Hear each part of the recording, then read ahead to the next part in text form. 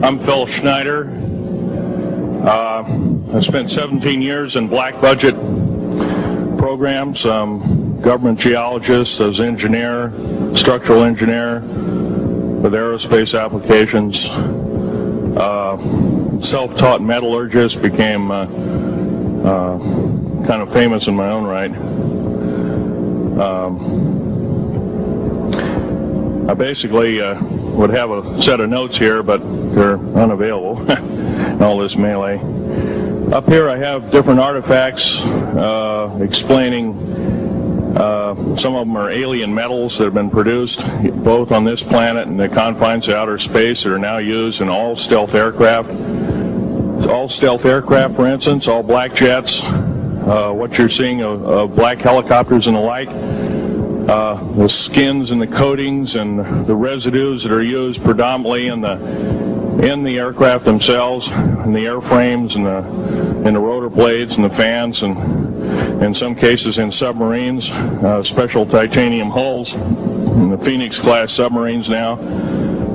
All this has come from alien technology. 1947 is what the public has been told. Something crashed in the backyard in New Mexico, a place called Roswell, New Mexico.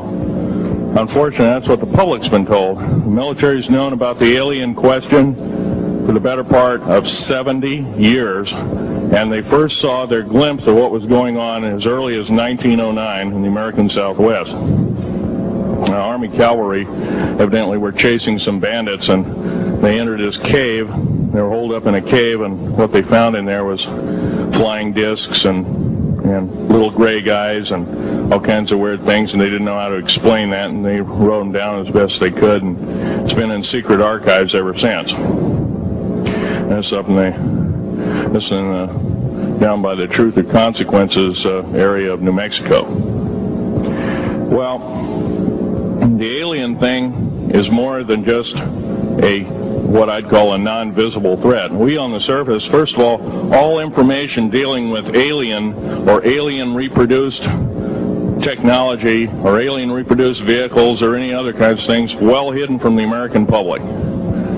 Our black budget, for instance, garners $1.023 trillion every 2 years. It's over $500 billion a year. Right now, there are 131 active deep underground military bases in the United States. There's 1,477 of them worldwide. Each one has an average cost of $17 to $19 billion. Each one is built in the site. It used to it'd take a year to 2 years to build each one, and now they're capable of building a couple of them a year with sophisticated methods. My colleague Al Bielek has actually been on some of the high-speed railways, the magneto-leviton trains that connect all the deep underground military bases within the United States. He's been on a Mach 2 train and floats off of a single rail at 3/4 of an inch off the rail, and is what you'd call high tech. We have nothing like this on the surface. The public basically has been totally lied to. We're considered stupid or even moronic in some cases. It's got to stop. If we're going to gain our country back, we must, and I repeat, must instill in our public officials, anybody that goes and does public service, they must tell us the truth. If they cannot do this, then they must be impeached, or they must be removed from office. If this cannot occur, if the truth cannot totally come out, there are reasons for secrecy, for instance, but if the truth cannot totally come out, what's the use in us having anything called freedom? Okay, now I have pictures here that I'm going to show you during the break in artifacts, and I ask you to kind of look at them but not handle them. I have actual crashed retrieval metal from Roswell, New Mexico. It's given to me when I was 14 years old. For instance, I've got other things. I've got pieces This piece of titanium, a special titanium alloy made for everything from the original SR-71 Blackberry, that's old hat now, F-117A is their old hat now. They're making a whole new class of hypersonic above Mach 5 aircraft that employ extremely modern charged particle beam weapons. They don't even use lasers anymore.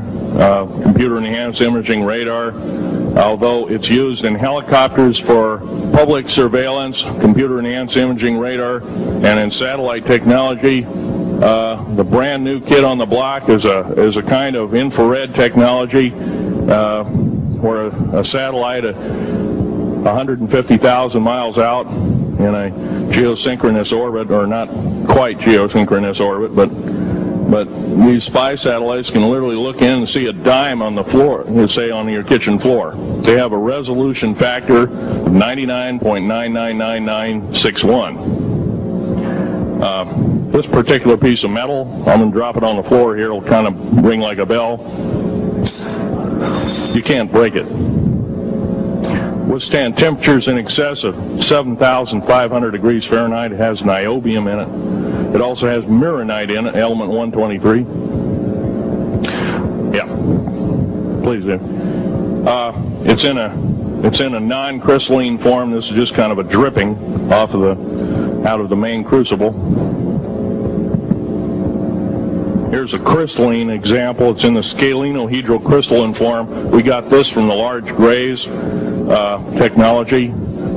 This is grown in the confines of outer space, which has not quite a super vacuum, but by the way, this is capable of withstanding temperatures in excess of 10,000 degrees Fahrenheit. It's great for certain parts of aircraft. This kind of material I work with on a daily basis. Up here we have a transparency of Groom Lake.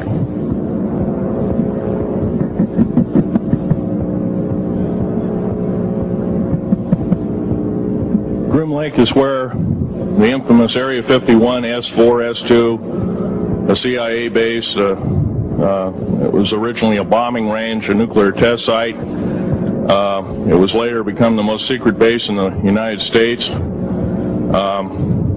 It employs over 18,000 workers who work in shifts of 12 hours at a whack. Most of them work in the cover of darkness, like us. We built 9 underground military bases there, each with an average capacity capable of basically a city underground, roughly 4¼ cubic miles hollowed out underground.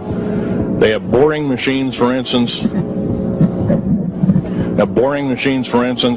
They don't bore, they literally vitrify and melt the rock, deflagrate the rock. It's a very sophisticated laser melting and deflagrating system.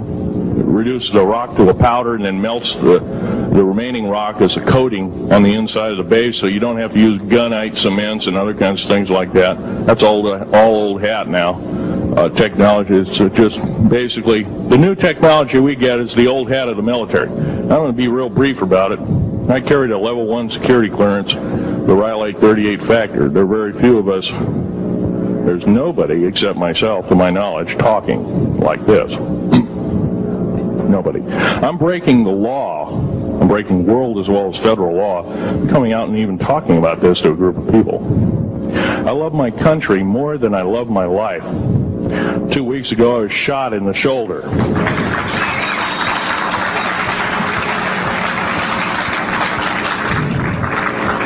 I don't want to gore you women out, but I was shot in the shoulder up here.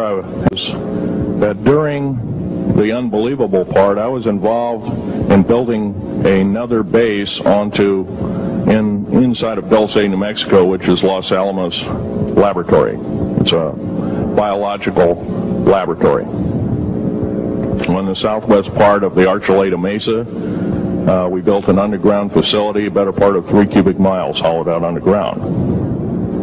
Then to the southwest of that, we were in the process of the early stages of building. We drilled 4 large tunnel-like holes. Some of them ran 2.5 miles under the surface. Number of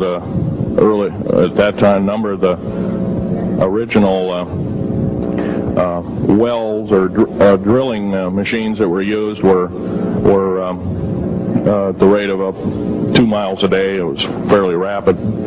The equipment kept coming up broken. So we wanted to go down, we wanted to send somebody down there, a human observer, or human observers in this case, to find out what was going on. Well, to our total surprise, first of all, the government knew all about it. They didn't tell anybody. When I saw Green Beret and Black Beret people encamped inside of our geologist camp, I knew something was up, the gig was up. First of all, I knew all about the alien agenda. I'll explain that in a few minutes. The large alien grays had been encamped there for as best as believed possible about 400 or 500 years. Had been one of their internal bases. And we drilled holes right on top of it. All the stinking air, all the black sooty air came right out as soon as the first hole was sunk, and all this soot came up, and well, that's when all the hell broke loose, really, all started. Anyway, after we drilled all 4 holes, it took about 2 days to drill all 4 of them. And when you build an underground base, you drill 4 basic holes, and then you build called stopes or cross-member holes across, and then you use blasting equipment, special blasting equipment by the analyzation of the rock formation, and you literally blast out or tunnel out or deflagrate or melt rock out to build the large rooms that are required for this underground base. Well, in this process, I was lowered down the basket of one of these holes, and about from me to this elderly woman here in the front was sitting a 7-foot-tall alien gray. The stench was worse than the worst garbage can you can imagine. The person was the entity was absolutely horrible. I didn't waste any time. I reached for my pistol. At that time, as an engineer, I didn't have time to carry all the folderol of one of these big submachine guns that all the sea spray and the yellow fruit and all the outer perimeter and inner perimeter security people. Now, you got a regular suit of clothes, you got a regular clothes on, plus you're in almost like a spacesuit environment, and you're reaching for a gun. It's not the easiest thing to do, and then to pop a clip in it and start shooting. And I killed 2 of them. Yes, they're mortal, and they do die. However, in the process, one of them did this. All I remember is that he just kind of waved his hand in front of his chest, and the next thing I know, this blue beam hit me and just literally opened me up like a fish, and burnt my fingers right off them. Burnt my fingers right off them. Burnt my fingers form of electrical force because the kind of like being hit by a lightning bolt. Burned all my toenails off of me. Completely crispy crittered my left foot. Burnt the shoe right off of me. All I remember is the smoking remains, and I'm still conscious, but in and out of, I didn't remember much. And there was a Green Beret that was right behind me that risked his life. In fact, he died. But he risked his life. He shoved me back in the basket and hit the button and took me up. And I wouldn't be alive talking to you today if it wasn't for him. I'm forever indebted. He lost his life.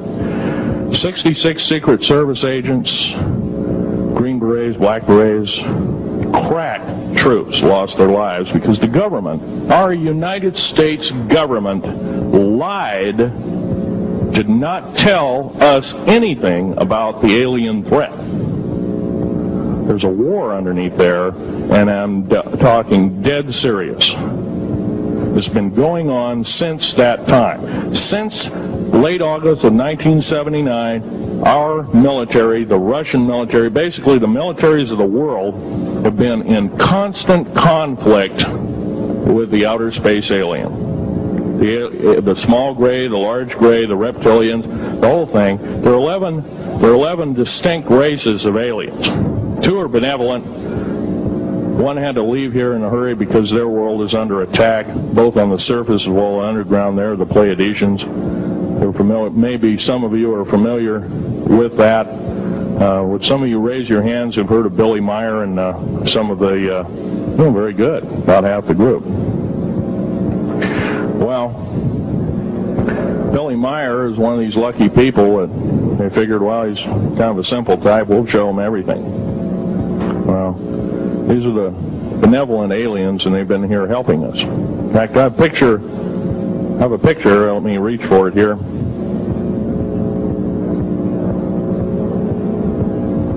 I have a picture of one of the aliens been working for the United States Pentagon for the last 58 years. His name is Valiant Thor.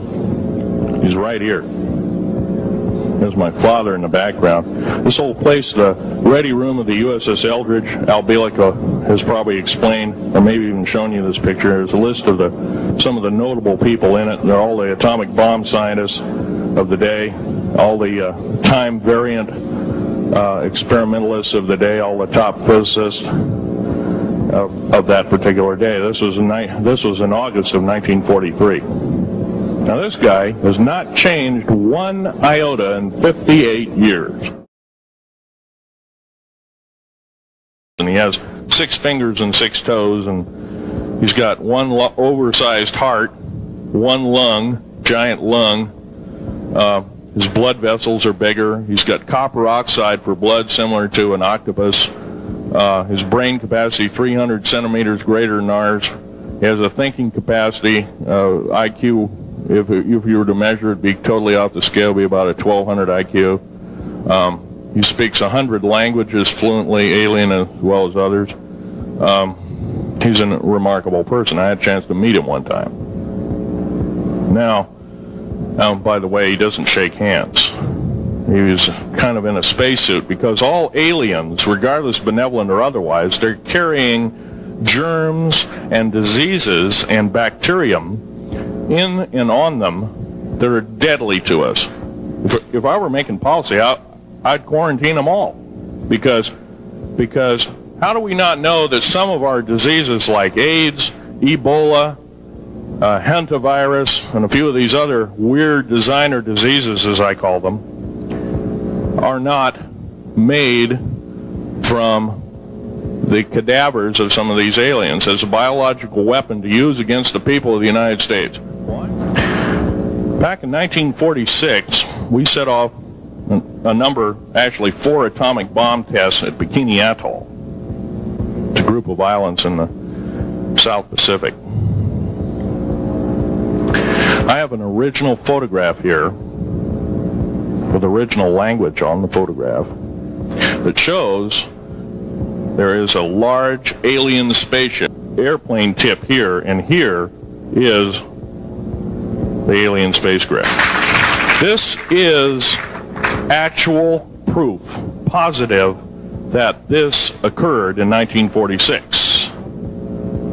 Now, U.S. military knew all about flying discs, and flying disc technology is thoroughly early as 1933. In my hand here, I have a piece of what's called corbamite. It's the heaviest element in the world. Element 140. This piece of material weighs 15 ounces. It's 3.5 times the weight of uranium. It cannot be made to emit gamma rays. It cannot be isotoped. It is totally stable. It is used in all stealth aircraft and all Phoenix-class submarines. When combined with other alien elements, it is impregnable. It cannot be melted with charged particle beam weapon. When properly combined in secretive compounds, it can withstand temperatures in excess of 10 million degrees Fahrenheit. Now, I'm going to casually mention to you something that's very scary indeed, and tell you what the alien agenda is. And it's going to sound very familiar. The alien agenda is the complete takeover of this planet, the killing off of 5, 6 to 7/8 of the world's population by the year 2029. U.S. military has known about this for 45 years. They've told no one. Back in 1954, I'll give you a quick overview. There was the created 1954 treaty where Eisenhower signed a pact with the known alien species of the time. There were 3 at the time. And said that we're going to deal in high technology, but you can take a few head of cattle and a few human beings and you can experiment on them. Now, the created 1954 treaty had been violated. After the great firefight, the alien-human war, I am the only living survivor talking about it worldwide at all. Only one. The other 2 are in nursing homes in Canada, and the Canadian government refuses to allow any U.S. people, including myself, to talk to them because they are afraid of kidnap. Probably the reason I got shot to pieces and 11 attempts on my life is I am a direct threat to the entire system. The New World Order, the alien agenda is one and the same. It's world takeover and the decimation of the population of this planet. Now, I'm going to tell you something a little bit different about the alien species. The bad news ones, there are 9 races of alien populations. To look at a human being as a bag of food. They're not cannibals. They don't eat the flesh and the bones and all that kind of stuff. They use the glandular secretions of animals and human beings as a mixture of the vitamins for their food. They get high off of our adrenal gland substances called adrenochrome. It's something like cocaine to them. Now, what can we do about it? Right now, if we do nothing, we can do nothing about it, and it'll continue to go on. Basically, we'll be led in the dark, and you'll keep seeing more and more people disappear. Right now, there's 100,000 children totally unaccountable through FBI archives, cannot be traced anywhere. They haven't been murdered. Nobody's ever seen them. I think they're hauled underneath in some of these bases, and they are summarily done away with, and they are literally eaten. Now, that is a scary thing indeed. And I'm not asking you to believe me in toto. I am asking you to seriously do enough homework that you can go out in through the public. Technological governments on this planet are raping the planet. We're going to run out of everything that we need. We're going to pollute everything in sight in the better part of 20 years. Now, I know you've heard some poppycock stories. Oh, we're going to run out of coal. We're going to run out of gasoline. We're going to run out of this, that, and the other. And 25 and 30 years ago, you heard all this hogwash. Well, don't believe it. Basically, anything you read in a paper, you should take with a grain of salt. Start reading on what is missing out of the article. Ask yourself, what's missing in this article that I should know? Maybe that's the truth. Fill in the blank spots, so to speak. White copy is only one leg of the triangle. There are 2 other legs, 2 other pieces of the puzzle. What we have to do as a group of people, concerned people at that. Now, there's a few other things I want to run by you, and they're kind of in rapid fire order. Area 51 is only one base, one of the 131 bases. Of these 131 bases, I call Area 51 a mega base. It's got more than one base in it. It's Tonopah Test Range, Area 51, S2, S4, Groom Lake, and a host of others. Now, these mega bases are gobbling up our gross national product. Right now we're spending 28% of the gross national product on building underground bases solely. Thank you for taking the question. My question I'd like to ask is this. If the aliens have a 1,200 IQ, can speak all these languages, and are so powerful, what prevents them from just taking over? Well, it's a good question. Basically, they have taken over. All that's left is a bunch of screaming, a bunch of us that have been very complacent. half of the 131 deep underground military bases are basic cities for them. Right underneath our feet is a macabre sight indeed.